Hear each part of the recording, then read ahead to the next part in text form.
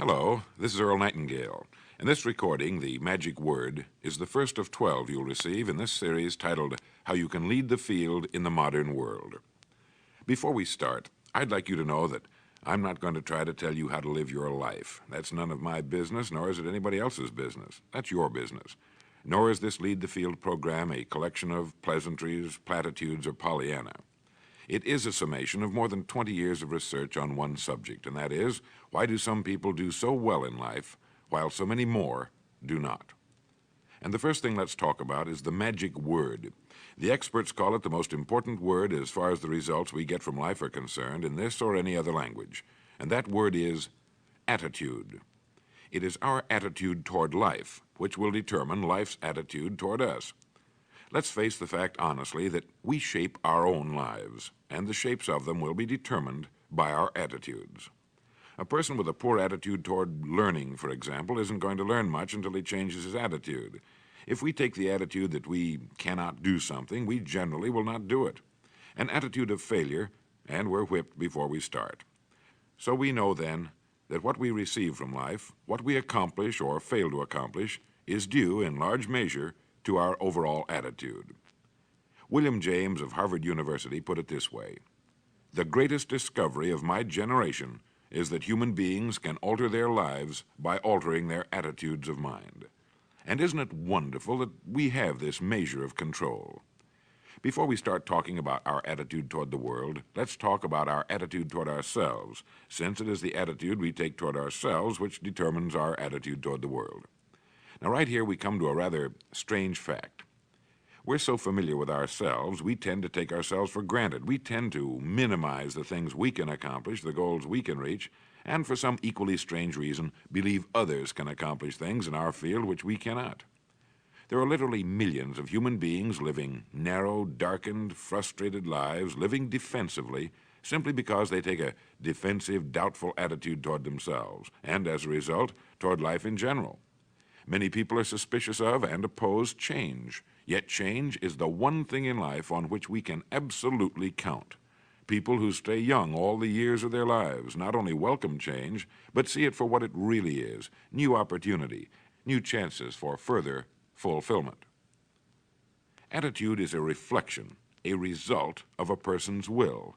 It is incalculably powerful. It can bring about marvelous results for us, but we need to train it patiently, day by day. Now let's talk about the attitudes of people who are successful, the top 5% of the people who go sailing through life from one success to another and who, even when they fail at something, shrug it off and head right out again. No matter who the person is or what he does, men and women in sales, business executives, people in all the professions, wives and mothers, students, top people in the armed forces, public servants, men and women in the service of religion, working men and women in all fields of endeavor, wherever you find a person doing an outstanding job and getting outstanding results, you will find a person with the right kind of attitude. These people take the attitude toward themselves that they can accomplish what they set out to accomplish, that there's no good reason on earth why they can't be competent, successful. They have a healthy attitude toward themselves and, as a result, toward life and the things they want to accomplish. And because of this, they achieve some remarkable things, and they come to be called successful, outstanding, brilliant, lucky, and a lot of other things.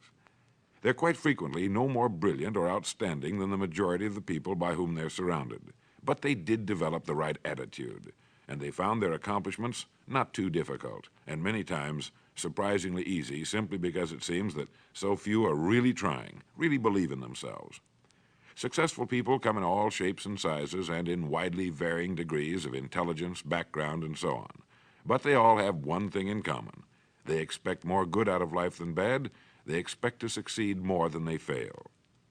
If you want something worthwhile, take the attitude that there are a lot more reasons why you can have it than there are that you cannot, and set out to earn it. Go after it, work at it, ask for it, and 9 times out of 10, you'll get it. Our environment is really a mirror of our mental attitude. If we don't like our environment, we have to change our attitude first. Now, the world plays no favorites. It's impersonal. It doesn't care whether we change or not. Adopting a good, healthy attitude toward life doesn't affect the world and the people in it nearly as much as it affects us. It would be impossible to even estimate the number of jobs which have been lost, the number of promotions missed, the number of sales not made, the number of marriages ruined by poor attitudes. But you can number in the millions the jobs which are held but hated, the marriages which are tolerated but unhappy, all because of people who are waiting for the world and others to change toward them, instead of being big enough and wise enough to at least make a test which will prove beyond any shadow of a doubt where most or at least a big part of the trouble lies. Studies made of the lives of literally thousands of successful people have shown that they radiate confidence, assurance, they expect success, and they get success. You can spot these people by the way they walk, by the way they look and act. You can feel it about them when they enter a room. They may be short and fat, or tall and thin, or any combination in between, but they have about them the attitude of success. In the record Greener Pastures, I'll get into this next statement, but right now I want you to realize, if you don't already, that in 5 years or less, you can get right to the top of the work you're now doing. I know this, but the important question here is, do you know this? The minute you do know it, you'll have this right attitude I'm talking about. The easiest and most effective means of forming a good attitude habit is to begin to act as though you have a good, positive, expectant attitude toward life. That's right. Begin right now to walk, act, and look as though you belong to this group. If you're already in the top 5%, you'll know what I mean. If you've never tried it, you'll be amazed at what happens. Actions trigger feelings, just as feelings trigger actions. Now, let me tell you of a little test you can make which will prove beyond any shadow of a doubt that a good attitude can change a person's life as dramatically as walking from a darkened room into the bright, clear light of day. Not long ago, I read a line which went, "Life is dull only to dull people." This is true, but it also could have read, "Life is interesting only to interesting people," or "Life is successful only to successful people."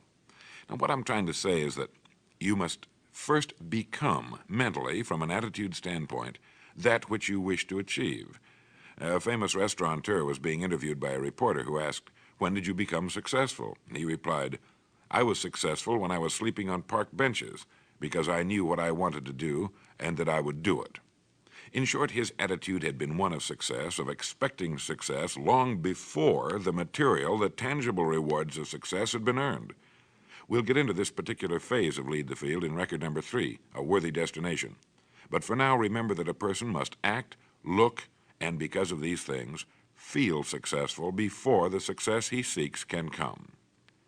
Chances are you know people who seem to be what others call lucky. All kinds of good and wonderful things seem to happen to them, and they give the impression of happily sailing through life, having a wonderful time, and getting more accomplished in a year than most people do in 5. This has been figured out fairly scientifically, and if anyone will conscientiously go about the test I'm going to recommend, and stay with it every day for the next 30 days without fail, that person can join this small, happy, and extremely productive group of people.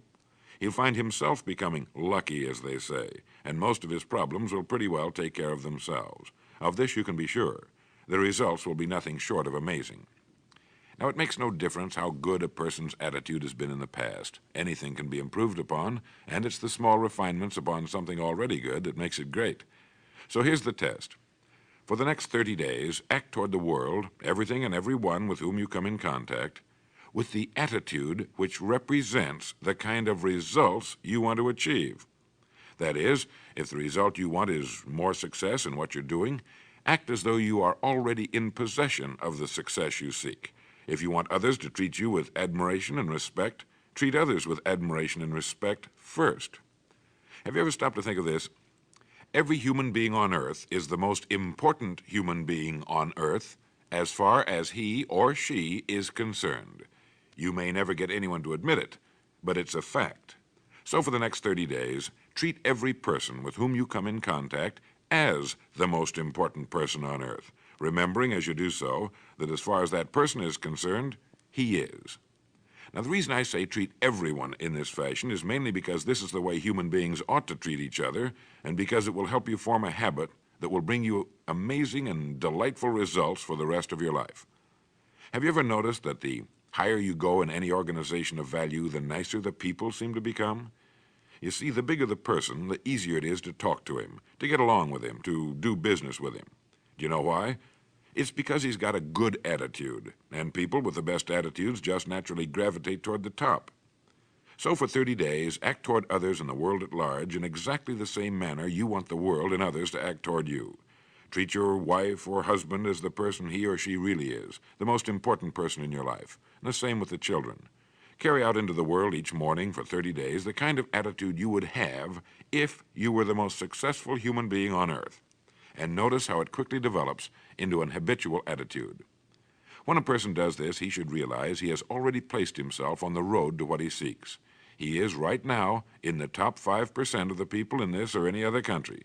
He has prepared the ground and planted the seed. He has made of himself a magnet, an embodiment of that which he seeks. Before metal can be cast into a desired shape, the mold, the expectant receptacle, must first be fashioned. Before a building can be erected, the excavation must be made and the foundation laid. And before a person can achieve the kind of life he wants, he must become that kind of individual. He must think, act, talk, walk, and conduct himself in all of his affairs as would the person he wishes to become. He is then actually that person, and the things that person would have and do will naturally come to him. Almost immediately, a change will be noticed. Irritations that used to frustrate and annoy disappear. When some less informed individual gives you a bad time, stay on the track. When someone cuts in front of you with his car or acts in any other manner that shows his ignorance and lack of courtesy, don't permit yourself to drop to his level. Pity him, for that's what he really deserves. That's the very group a person doesn't want to belong to. And if he acts like them, well, let's face it, he belongs with them. There's nothing in the world that men, women, and children want and need more than the feeling that they're important, that they're needed and respected. They will give their love, their affection, their respect, and their business to the person who fills this need. So the magic word is attitude. And in summing up, a few points to keep in mind. 1, it is our attitude at the beginning of a task which, more than anything else, will affect its successful outcome. 2, it is our attitude toward life which determines life's attitude toward us. 3, we are interdependent. It is impossible to succeed without others, and it is our attitude toward others which will determine their attitude toward us. 4, before a person can achieve the kind of life he wants, he must become that kind of individual. He must think, act, talk, walk, and conduct himself in all of his affairs as would the person he wishes to become. 5, the higher you go in any organization of value, the better will be the attitude you'll find. 6, your mind can hold only one thought at a time, and since there's nothing at all to be gained by being negative, be positive. 7, the deepest craving of human beings is to be needed, to feel important, to be appreciated. Give it to them, and they'll return it to you.